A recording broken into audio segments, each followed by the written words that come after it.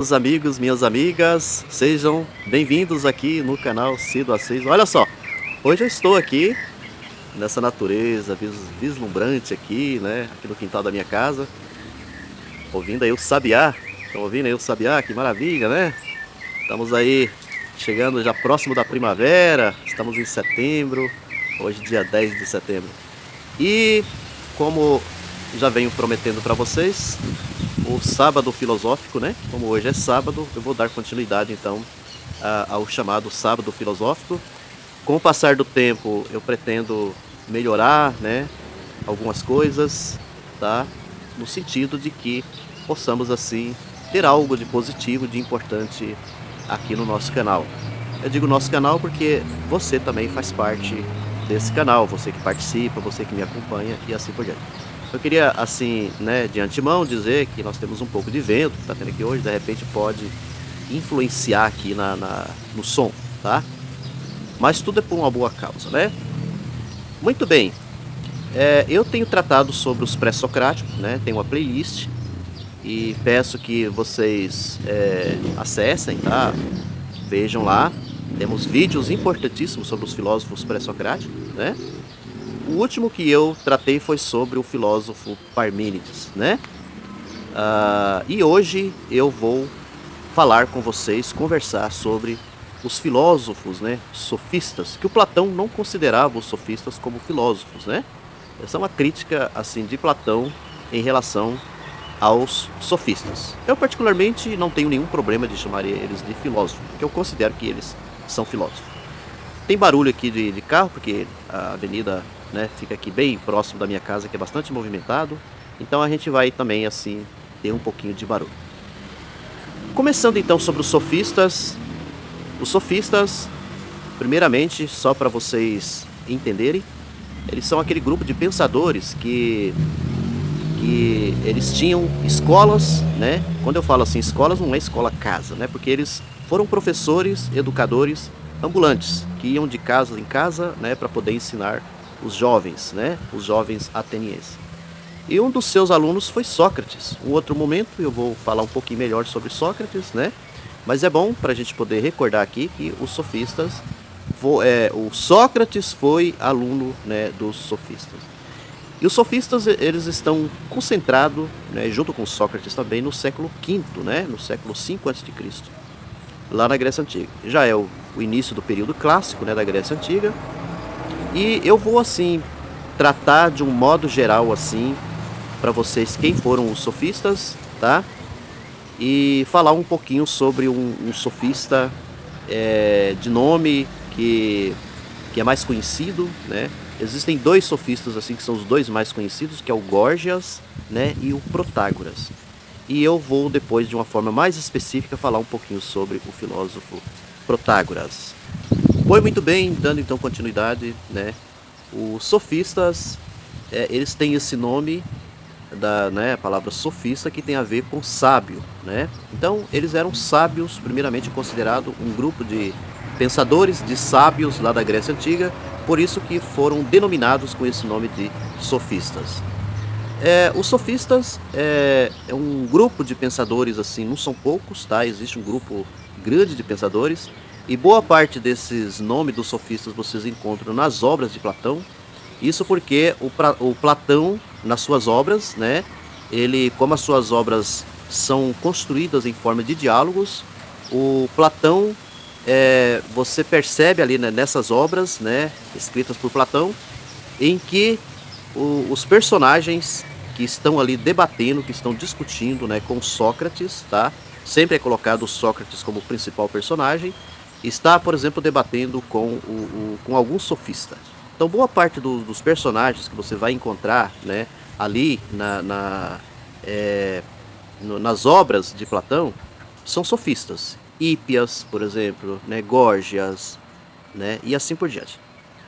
Os sofistas, assim, de um modo geral, eles tinham um método de aprendizagem, né, um método de ensino.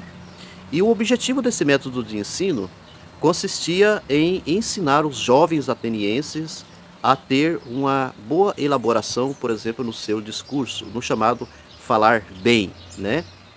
Então foi constituído, assim, a partir dos ensinamentos dos sofistas, a esses jovens atenienses, o discursar bem, e com isso então eles utilizavam métodos próprios.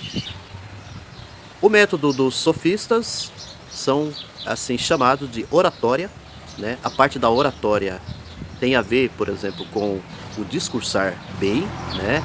A oratória consistia então quando a pessoa ia assim diante de um público, ela tinha uma boa oralidade, né? Uma boa oratória, tá? E com isso a pessoa era muito bem aplaudida, né? Pelo fato dela ter feito um discurso brilhante, né? E lá em Atenas, né, nesse período do século V a.C., a questão da oralidade, de você fazer um bom discurso, era muito bem recebido. É como se a pessoa tivesse uma profissão excelente, né? Sendo um bom orador. Dizem que esse tipo de trabalho é como se fosse um trabalho, por exemplo, de juristas, de advogados. Então, isso é um detalhe também interessante, que os sofistas, eles podem ser considerados lá da Grécia Antiga como se fossem os advogados, juristas, né, já daquele período lá na Grécia Antiga. Uma outra questão também que fazia parte do método é a retórica, tá? Apesar que nós temos que fazer uma diferença aqui, né? A retórica dos sofistas, eu estou até dizendo assim, a retórica dos sofistas, porque há uma diferença. O Aristóteles também ele trabalhou uma retórica. Só que existe uma diferença entre a retórica dos sofistas da retórica que foi desenvolvida por Aristóteles. Por que eu estou dizendo isso?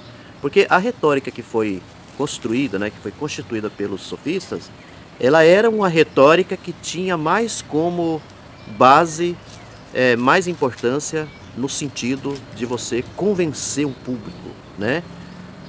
Tinha mais esse objetivo de convencimento. O que eu quero dizer?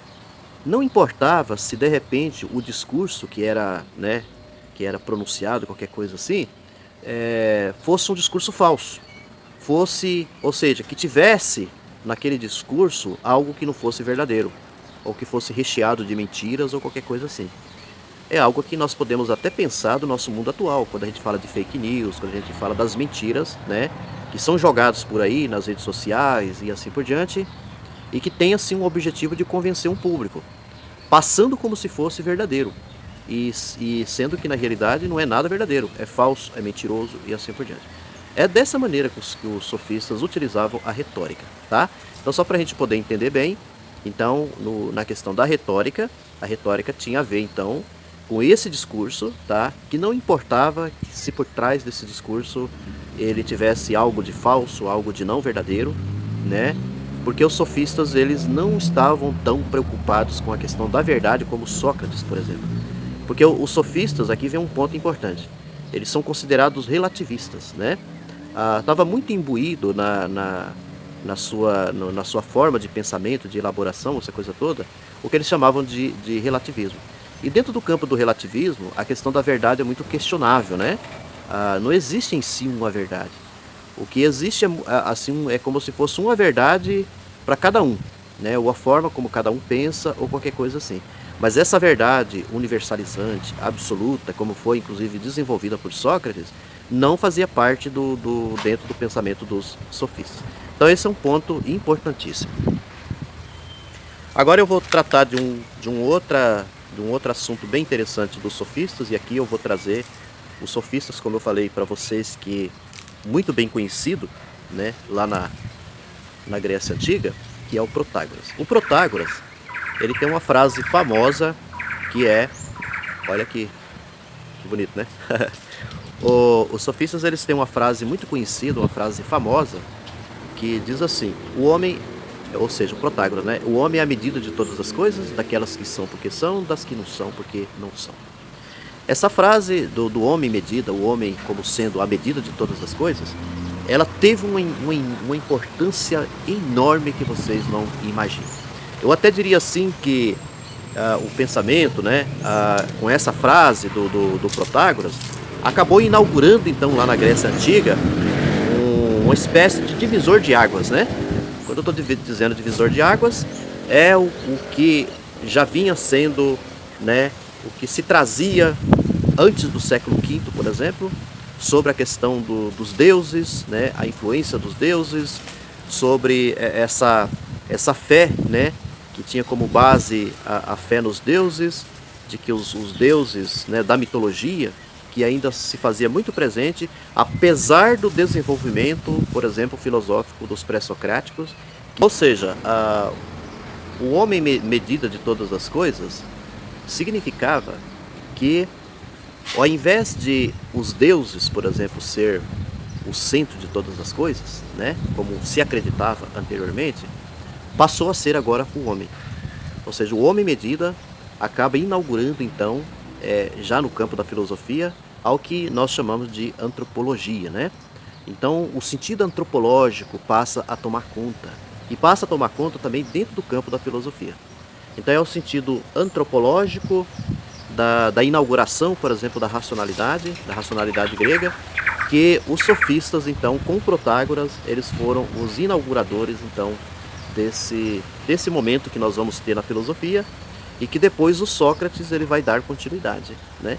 Então Sócrates, apesar da crítica que ele teve aos sofistas, ao mesmo tempo ele vai colher, né, coisas muito positivas dos sofistas para o desenvolvimento da sua filosofia. E com isso a racionalidade, ou o chamado logos, né, vai fazer parte daqui para frente de uma outra filosofia. Então a filosofia ela deixa de ter aquele sentido da physis, por exemplo, né, da preocupação com a natureza, né, dos elementos, do arqué, né, dos princípios que eram explicados a partir dos 4 elementos da natureza. Agora daqui para frente o ponto central é o ser humano. Agradeço muito a atenção de todos e todas vocês e até uma próxima vez.